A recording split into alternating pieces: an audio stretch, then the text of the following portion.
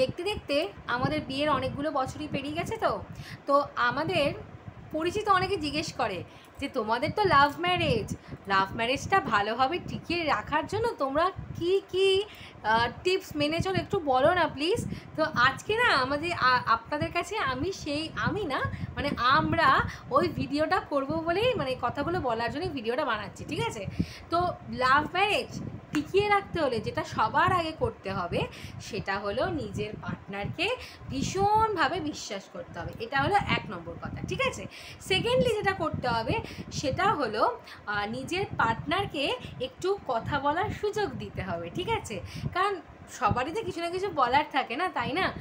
আর 3 নম্বর আমি বলি আর তোকে বলতে বলেছি আমি আছি কি করতে, হ্যাঁ?